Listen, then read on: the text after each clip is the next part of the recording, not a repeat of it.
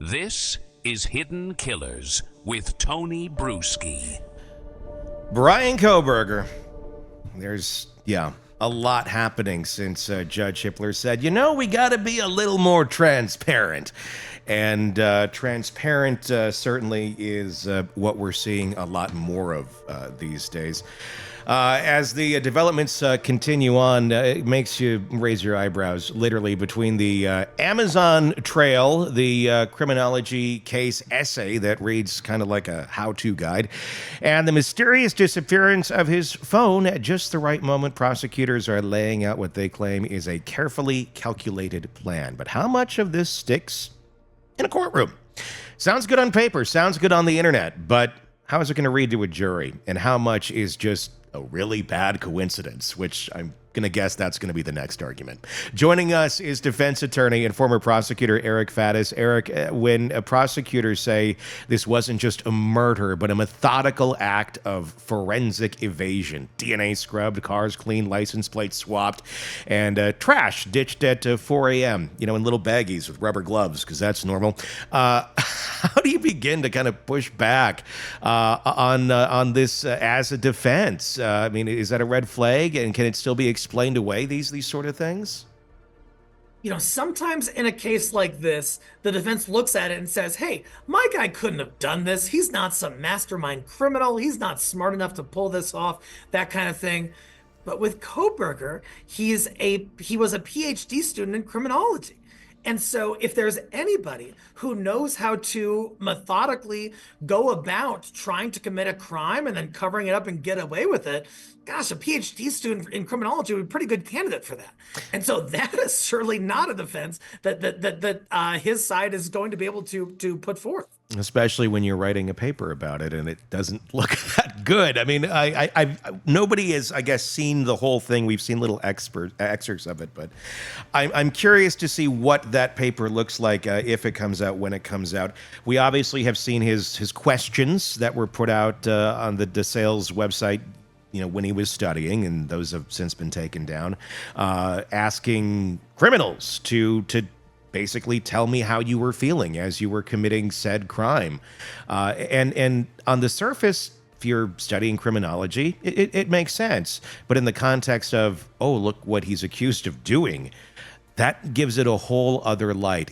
Could that just be a coincidence, though? He was studying criminology, even though he seems like he's researching very deeply how to even feel about committing a crime like this.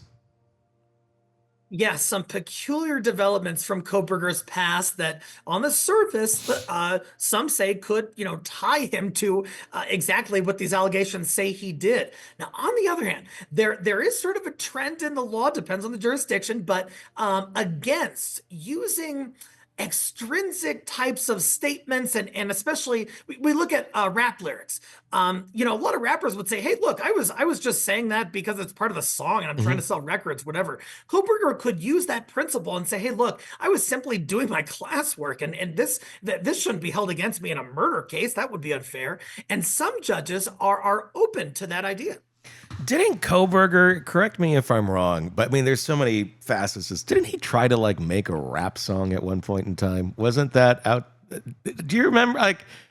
I think this is a thing. I think it was years ago that he attempted that. I got to look into that. But I think early on, when people were looking into this and kind of digging up everything, with the blogging and I think that might have been one of those things.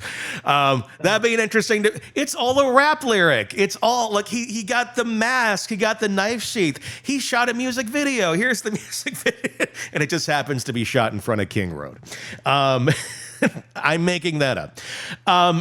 The fact that we have more on the Amazon receipts now, he bought the knife, or the exact type of knife with the sheath, with the sharpener, quite a ways back prior to the murders, about 6 months roughly. But now we have receipts that are out there that shows he also bought a mask that happens to look exactly like what one of the surviving roommates saw. Buying those items individually, not a crime by any means, but contextually, is this showing premeditation, considering how far back some of these purchases were to the crime?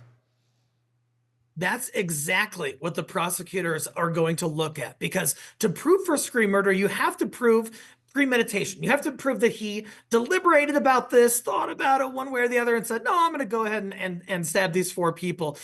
That also he had malice of forethought. That all means that the prosecution has to prove planning. And when we're talking about allegedly procuring supplies that are going to be necessary to carry out a quadruple stabbing, namely a knife and the sheath, and then those things are found, or the sheath is found at the scene, and then when you add in elements to try to cover your tracks and not be identified, like a mask, all of these things start to have a cumulative effect, which makes it look like the walls are closing in on Kohberger. Yeah, well, another wall that's closing in is also his "I like to go look at the stars" alibi. Now that we've learned there were no stars that night, it was actually very cloudy, very low cloud base as well. So it was foggy on the ground as well. So he's out there looking at the stars. Why didn't Ann Taylor at least go back and check the 7-day forecast just to see what's going on? I mean, it's not hard to look back and find that sort of information before you say, he's looking at the stars. Or was it more of a figurative way of speaking, which I'm sure will be what's argued?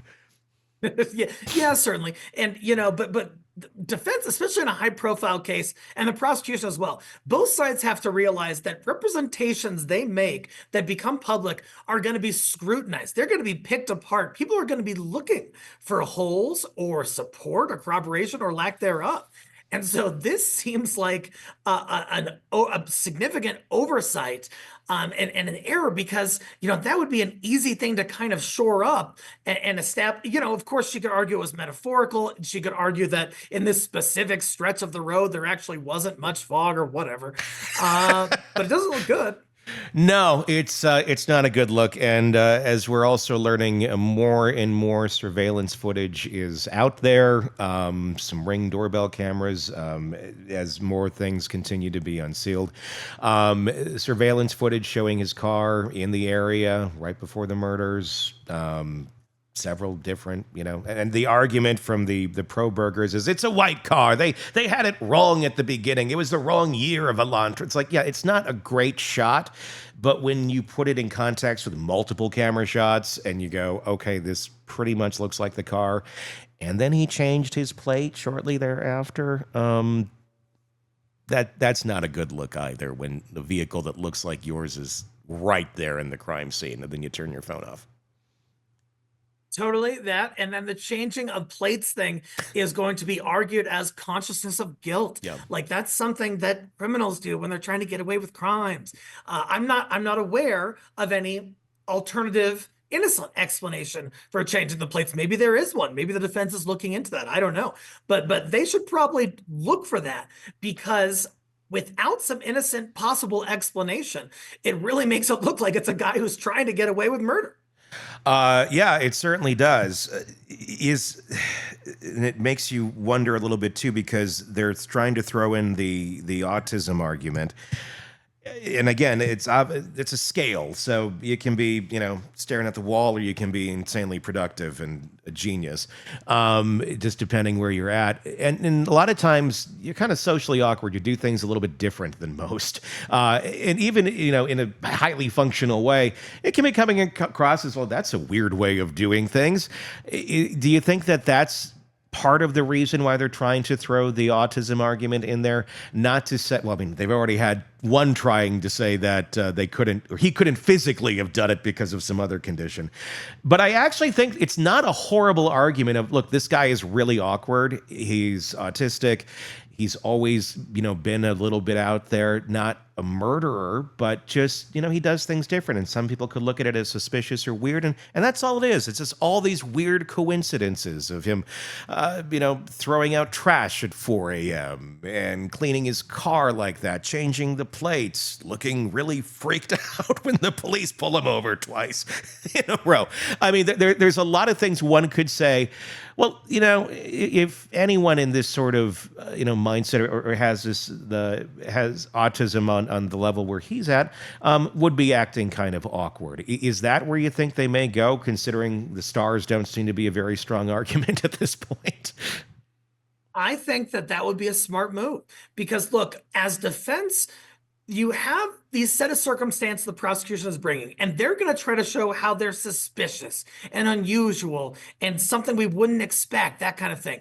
And so for defense to look at it, if this gentleman does actually have autism, that would be a potential explanation for peculiarities. For, the jury might think, oh, why would an innocent person do that? That doesn't make sense. Oh, it's because perhaps he thinks differently, perhaps he acts differently, digests information differently, that sort of thing. So I think it could potentially neutralize some of the unusual aspects of the evidence that the prosecution is going to bring forward, and that could land with some jurors, especially those folks who might know people or have people in their family with autism. The fact is, though, it'd be a lot of coincidences. I mean, like a ridiculous amount of coincidences for the behavior that we've seen to think, oh, this guy's not a murderer. That's it's like you're doing all the things that add up to having been this guy. Want more on this case and others? Then press subscribe now and don't miss a moment of true crime coverage from Tony Bruschi and the Hidden Killers podcast.